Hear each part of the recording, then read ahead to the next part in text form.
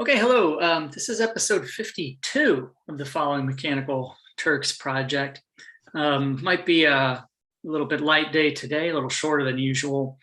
Mostly we're going to be focusing on is looking at potential guests. So where we are right now is we've gotten all our data for the second research product. The data there is we posted hits on Mechanical Turks, sort of two rounds of them that interrogated concepts of readability. Readability emerged as kind of one of the two main components in the first product. In fact, let me just share my screen here to make this a little concrete.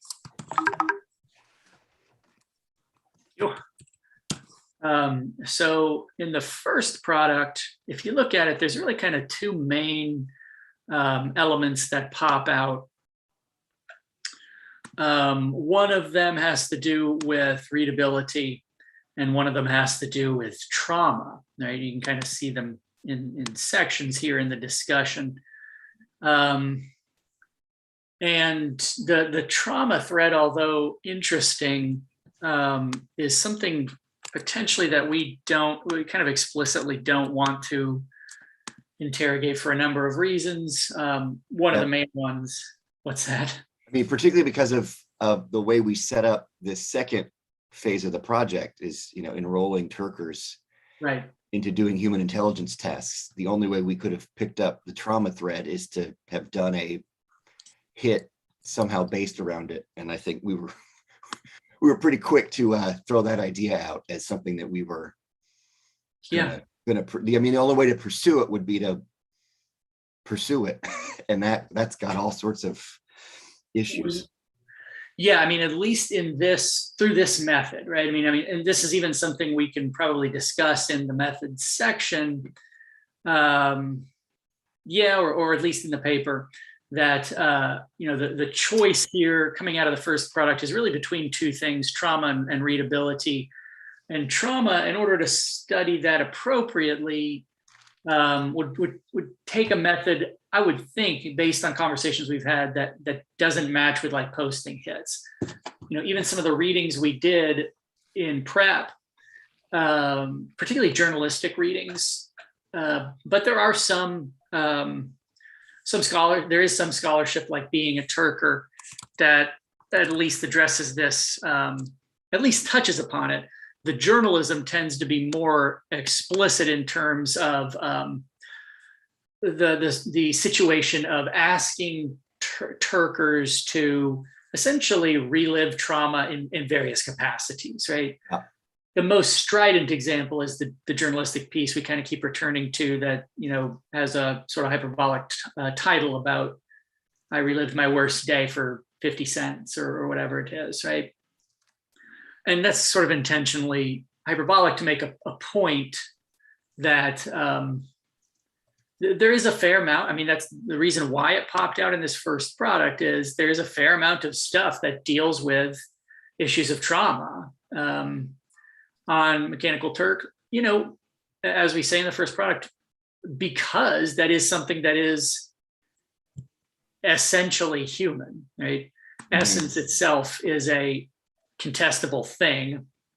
And essence, in fact, as we define it here in the first product, is that which it goes the other direction. It's not like there is a human essence and M-Turk exploits it. It's the other direction, right? What M-Turk sees as, through its practice, quintessentially human is what essence is, right? Right. So it's, if we say, well, they're in sort of a Platonic mold, there are quintessential human things, and M-Turk is using those. I think what our results say is it kind of goes the other way, which is, what we call essence is stuff that continually resists scaled automation, right? And the goalposts there move, right?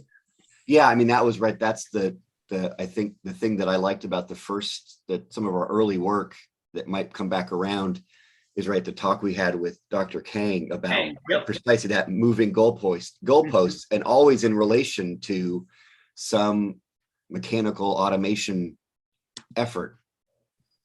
Right. So if you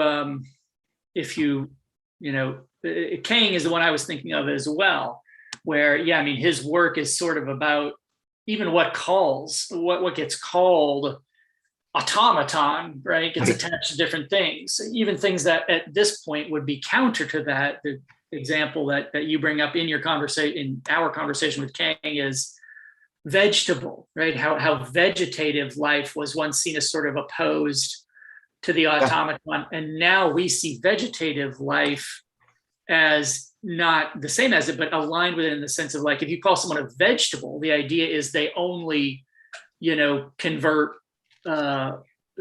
sustenance into motionless existence, right? I mean, they don't produce. Whereas, sorry, go ahead. No, and particularly right around the whole the intelligence in human intelligence tasks. I mean, right. At least contemporarily, vegetable marks, there's something going on, but it's largely not cognitive or not intelligent, right? That Mm-hmm. Yeah. So, So, I mean, in the, I'm stuck here. So in that conversation, trauma is something that emerged as, as we discussed in the first product, a kind of essential human thing, understanding that essence. And I mean, I think that's why we use it in this, in the discussion, why we have a section about essence is because it's a different notion of essence. And so trauma is this thing that is valuable. I think that's one way to talk about it is, sort of value in Turk, because it is a thing that humans do. But, from the readings we talked about, it's like, if this is what we were doing in terms of a method, there are huge caveats to using that kind of method and interrogating trauma.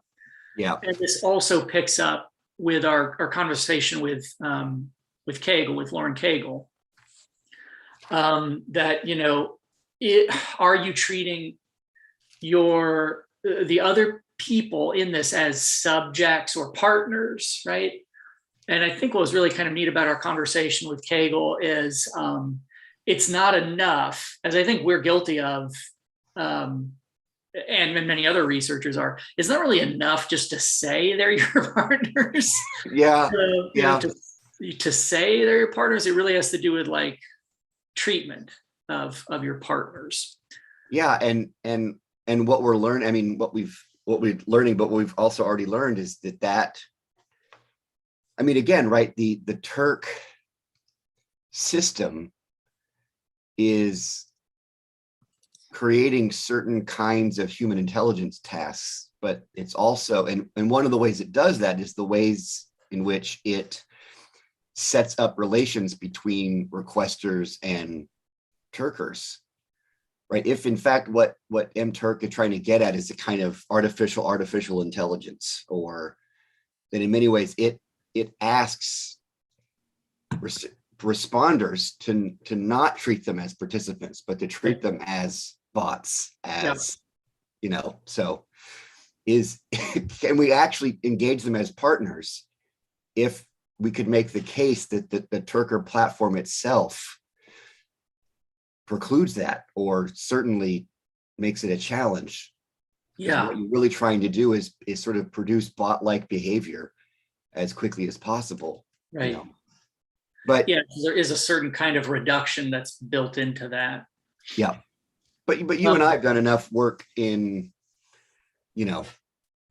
our early partnerships around cognition and extended mind, and I mean, even Andy Clark uses language like merger and collaboration to describe these things. So you could have a partnership with a bot or a human you're treating like a bot, but you've got to do work to structure that and acknowledge it.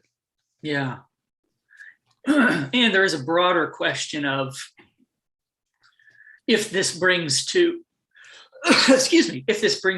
bear a kind of humanistic mode of it's only fair if everybody's treated as sort of like a full partner, wherein there is definitely work on cognition where it's like, well, that's maybe never the case, right? There's no loss of dignity to treat someone as a thing. But that also has risks where Yeah, it's like, yeah, well, just holding that as being ubiquitously or uniformly applicable can lead to bad avenues. yeah. It doesn't let you off the hook. Not inherently. Yeah. Yeah, so I mean, there is a way to study trauma here. I mean, it would probably be, I would suspect, sort of more ethnographic, I would suspect. Yeah. And I think a lot of what Kegel was talking to us about was, not only ethnography, but a form of sort of like collaborative ethnography. Yeah. So something more participatory and yes, yeah, rather than a more sort of a model of ethnography where it's like I'm going to embed, but we're still kind of essentially separate, or you're still a thing to be studied in certain ways. Yeah. Then there are some works like this popped up not too long ago about research communities, and this is in writing studies, so not too far, particularly from a concept like readability, that may have something to do with, I haven't read this yet, it's on the pile with everything else. Right. That potentially interrogates these kinds of questions, right? A principled, as it says, to develop a principled engagement framework for writing studies, researchers to interact with their communities. Many facets of conducting research with human participants, from comprehending federal policy updates, so there's some pragmatics, to pondering specific ethical issues, to developing detailed research designs. I was kind of interested in this book, potentially explores the confluence of ethics, policy, and methodology.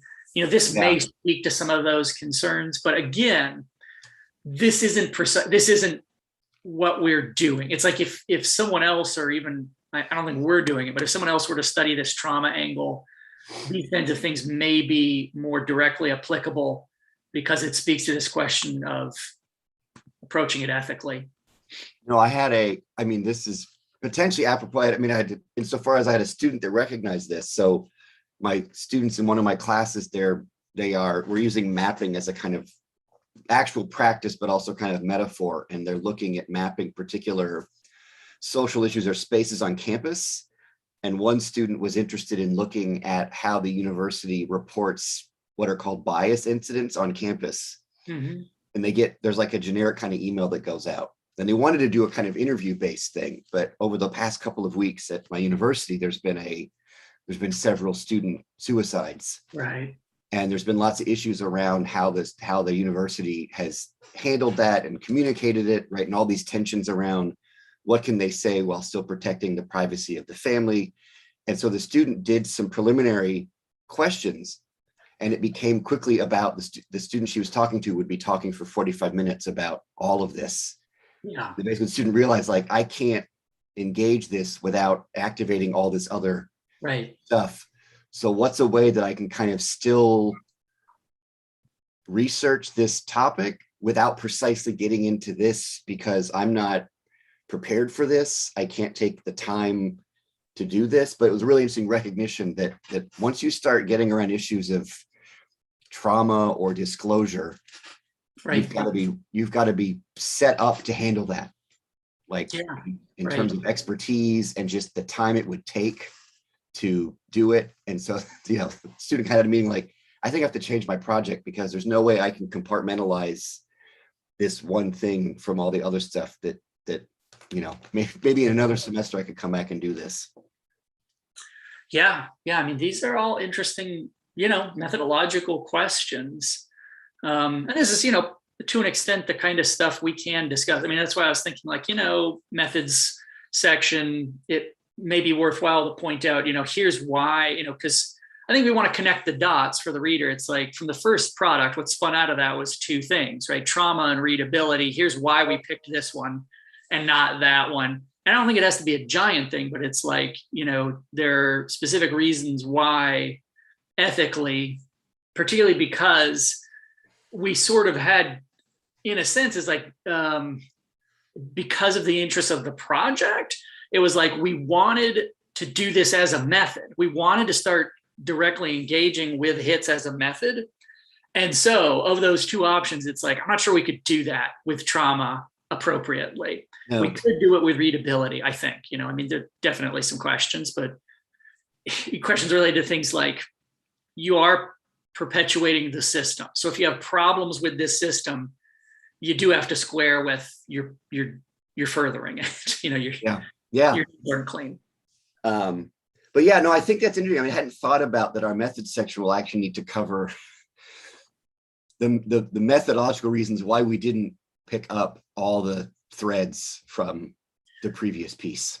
I think we should, because I think we want to connect the dots of this isn't just it isn't just another stab, another bite at the apple. It is building on things that were uncovered in the first one. You know what I mean? And it's like the central things that came out of that first one were this tangible thread of readability and this one of trauma. And even they, interact to an extent. But yeah, I mean, I think that's why trauma kept, in many ways, I think trauma kept popping out for us because of our interest in readability, because so much of the trauma stuff was about asking Turkers to render their trauma readable. Visible. Yes. Yeah. Mm-hmm. So yeah, I mean, I think in many ways readability is that they were in the first part, right? They're kind of side by side. So I think not only did we just decide to iterate readability and not trauma for the reasons we just outlined, but I think the other thing we kind of came away with is that trauma, or the readability, is actually the kind of larger umbrella under which something like trauma would then show up. So I don't think we just went with readability because we didn't want to have to deal with trauma. Right. That I think we discovered that readability is not just one kind of hit that's being asked for on Turk, but that readability becomes a way to get at Turks writ large. Yeah, it emerges through this discourse of telling. Yeah. Discussions that kind of stitches those together. Is that telling is how you make yourself readable, and trauma is frequently what it is you are rendering visible. Yeah. So telling is something that unites these things. In fact, in the conclusion, the brief conclusion kind of points to that. There's a sort of statement here, right?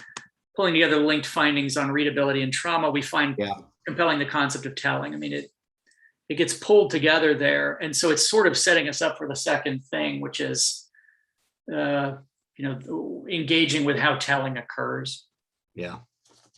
So anywho, I mean, this question of readability is sort of our focus there. And so we've been thinking about these questions of, proceeding with this. And, as we already have done, we've collected our data here by posting hits and getting responses, these kind of two rounds of hits that built on each other, right? One that asks folks to summarize media, and then one that asks folks to adjudicate those, essentially, right? To rank the summaries that were composed. So we've got that. The question then becomes now interpreting those results. And so that's certainly something we've started looking at. From our last episode, I have made basically zero progress because the thick of the semester has picked up, as it always does, and also thinking about guests, people with expertise who could help us interpret those results. Yeah. So that's something we were going to look at today. We had some notes about folks who we started with sort of to organize the task, right? Thinking of what are some, research areas that we're in, or even related, adjacent or related issues where we could bring in folks from. So that was it. Joanna Phelps was the author of that book you pulled up. Yep. Something like that potentially is just like as a, the benefit of a slightly oblique connection is potentially something to think through. Yep. Let me just add that. and we were looking at folks who dealt with readability in different ways. You know, a couple of names we talked about before. We had the is it Ekbia or Yeah. I don't know how to pronounce it. Who we reference in the first piece, I believe.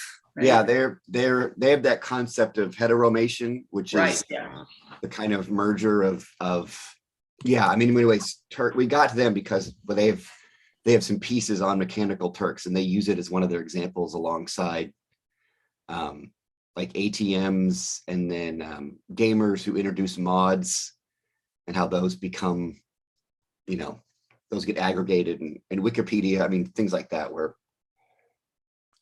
yeah, and we have Sarah Pink on the list as well. Yeah, and she would be interesting in many ways for research methods, and also it kind of exploring, you know, creative or inventing research methods. I mean, a lot of her stuff is around like sensory ethnography. So, you know, I mean, the instinct is how could sensory research methods possibly apply to a, you know, largely digital space, but it might be interesting in terms of the, you know, the experience of doing the tour. I mean, particularly maybe even around some of the interesting things we saw with the different responses to the different modalities of the, right, the way that people would describe the video versus the audio, where the audio quality became something that was noted in the description. Right. Strikes me as a kind of, you know, why are we seeing that? Well, it's because it's hard for people to compartmentalize the legibility of the audio from what's happening, right? So that it looked on the face of it that we were asking to kind of cut through the bad audio to describe what's happening. And about half the people did a kind of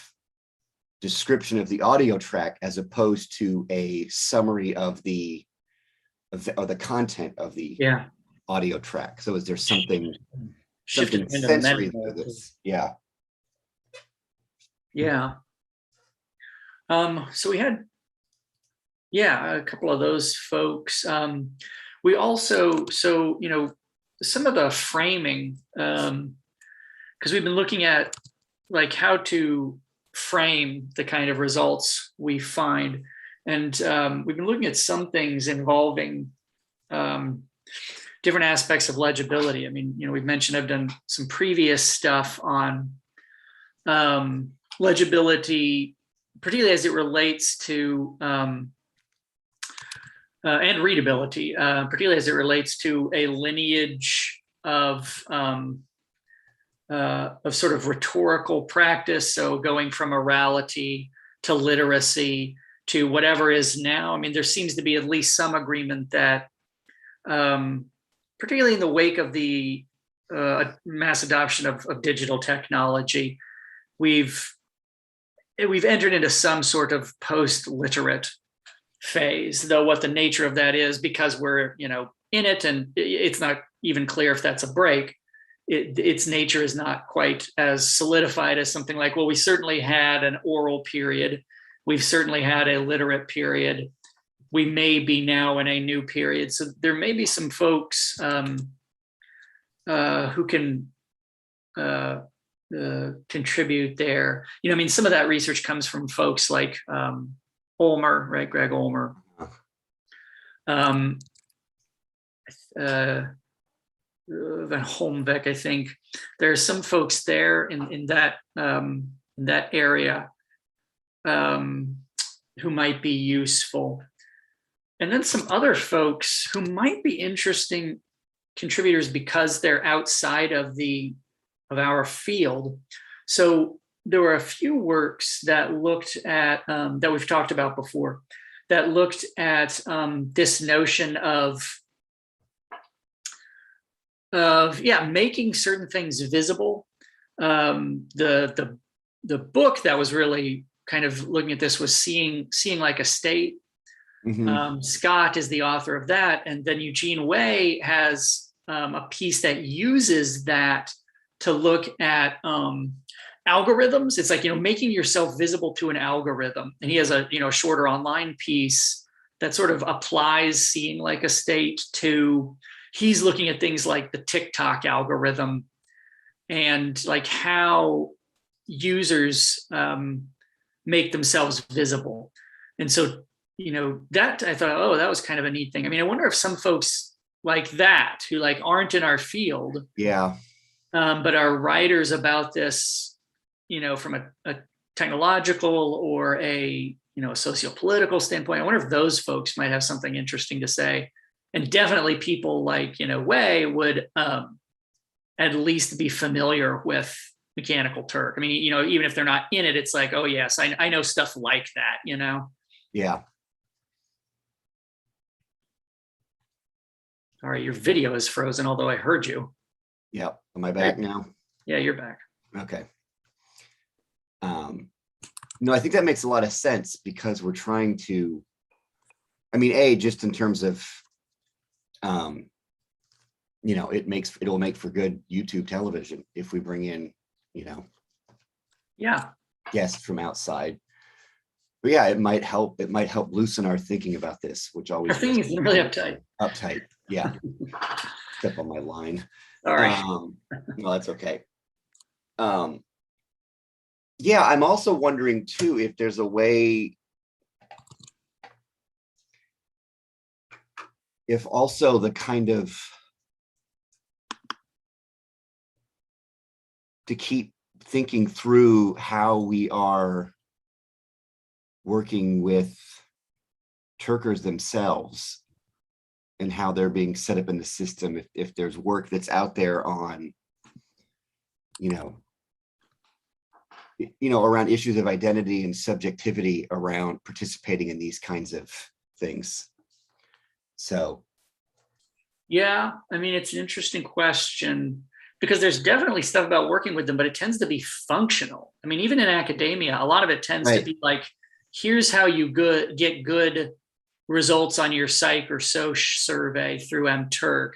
There's less. I mean, there's definitely, which we referred to before, right? Like being a Turker is more ethnographic. Yeah. And these folks like this, I think this is a conference paper. It's like a published conference paper. Xerox research, interesting. France, Nottingham. Yeah. I mean, what's interesting is a lot of these, I think this is probably not the first article that we've read that's a collaboration between industry and industry. Yeah. Mm-hmm. Well, I mean, think about all the, mostly for ill, right? All the social science that Facebook is doing. Mm-hmm. Yes. I mean, Facebook is basically has a sociology department. And has gotten into a lot of interesting trouble because they don't always adhere to IRB. And, a few years ago got in notable trouble for this. And, it as much raises interesting questions about where is the line between, well, we're a company doing, stuff with our users for which we do not require. I mean, that, IRB is not required for that. Versus, well, now we're producing, right? I mean, it's just like our conversation with Amy Evans, right? Where it's like, what counts as research from our perspective, right? Is it generalizable? Is it going to be shared? Are humans involved, right? Yeah, there's a lot of sort of interesting stuff I talk about those Facebook cases with my students because it really, as much as just getting mad at Facebook, it also sort of interrogates that line of, when do you start having to bring in IRB, right? Yeah. And why does academic research matter? It's not, the sort of common conversation about, the sort of walls of academia and the ivory tower. And it's like, what we often overlook in our pejorative labeling of that is like those effing walls serve their function, right? Which is, in its ideal state, it prevents the kind of abuses we saw pre-IRB, in its worst form, things like the Nazi regime's furthering of anatomical knowledge through monstrous experiments on people, right? Right. I mean, you can't forget the history of the IRB is steeped in, Nuremberg. Right. Well, what's interesting on that, I mean, the other thing I was thinking too is, right. I mean, so for instance, a book that's out recently called Algorithms of Oppression by Noble, and it's on search engines and racism. And then people that do research in like big data policing. Oh God, have I got 1,000 links about the biases of algorithms in policing and other things like hiring? Yeah. So, I mean, that in terms of readability, in terms of how, race is read or gender is read, or, I mean, right, all those examples, that go back, that are always linked into technology, that are probably for the kinds of courses that we teach are standard fare, right? Like I always have my students look into, the how Kodak film would be, if you'd color correct, you'd color correct based on a white model. And so, Skin tone. Yeah.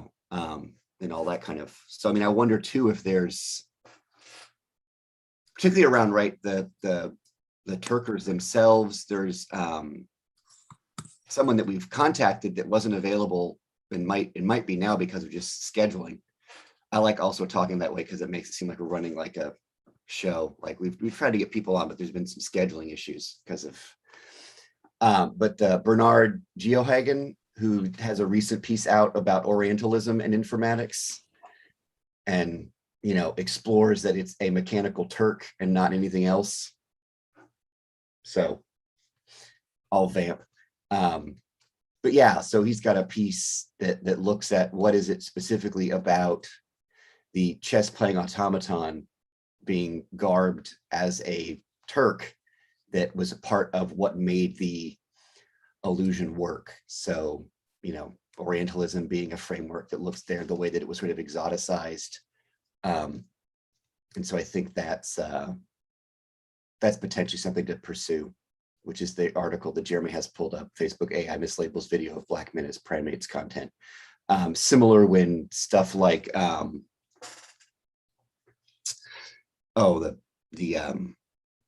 Xbox Connect, there's a I don't know, famous video, but a video out where two, I think Best Buy employees are testing it, or testing a camera that will follow, maybe it was like a webcam. And there's a white female Best Buy employee, and the camera tracks her, and then she's there with a black male employee and the camera doesn't. And so there's potentially, you could understand that through readability, and how that readability, that camera got trained on somebody, and how do those, and that potentially there's a way, and when Jeremy comes back, we can talk about this. We might just edit all this out.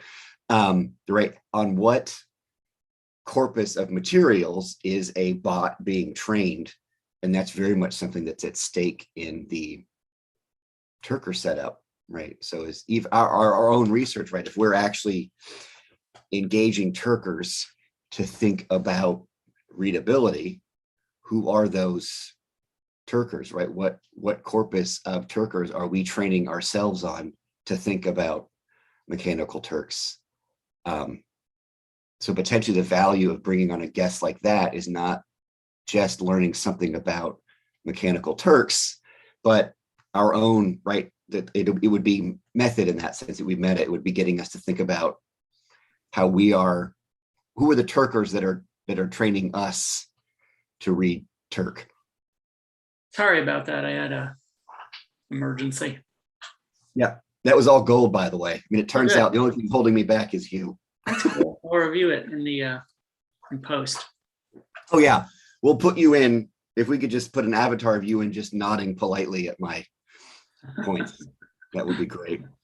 But no, yeah, I was just talking about that a lot of these stories hinge upon the corpus that was used to train an algorithm to read something.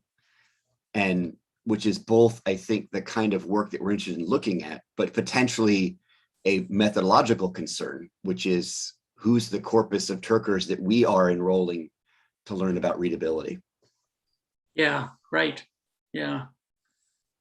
Like, are we learning readability generally, or readability as it emerges from the Turkers that are taking up the hits that we put out? Right. Yeah, and clearly it's going to have that situated aspect of as emerges here in these contexts. Yeah. So anyway, some folks that have done work in that might be useful to reach out to. Yeah. I know The Algorithms of Oppression is a very popular book, but it doesn't hurt to ask. Yeah. And there's tons of related stuff. I was pulling up, let me see, where's this? Yeah. I kind of progressively correct things about this, right, biases of algorithms, and then also how it particularly manifests in things like policing, right, or pre-crime, but then also in hiring. This book, Weapons of Mass Destruction, came out a couple years ago, and certainly made the rounds, but was particularly about, let's see, those issues of how algorithms impose particular things, right? It's the subtitle is How Big Data Increases Inequality and Threatens Democracy. Yeah.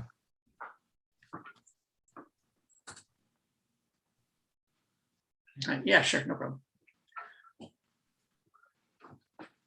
Yeah, so I think there's some options out there that we could pursue. Yeah. I think it just might be, contacting people, and as we've done before, right? Here's our project. Here's how we think it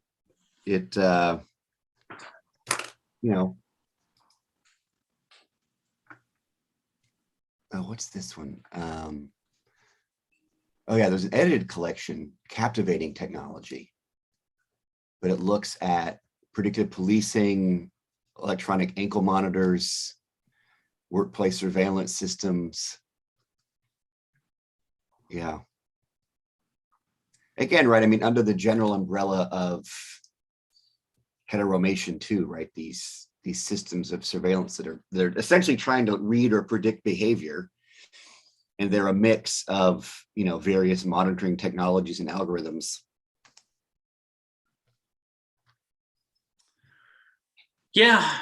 So, I think those are our options. I think that right now, really, because it's the thick of the semester, I think those are kind of the two things, finding folks who may want to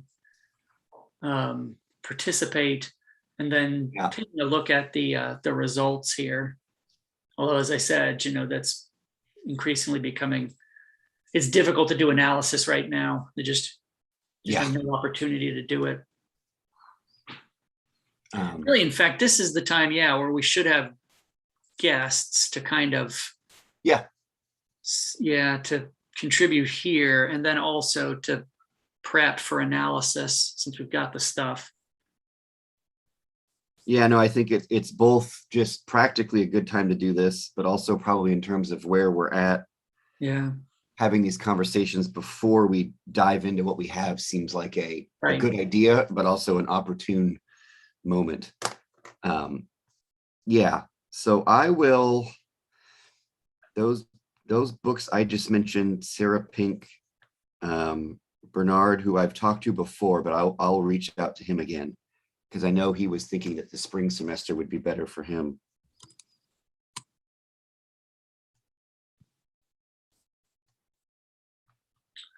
And I think what would be interesting too about the Orientalism and the mechanical Turks is it potentially will be a nice resonance with the talk we had with Dr. Kang, because it brings in a kind of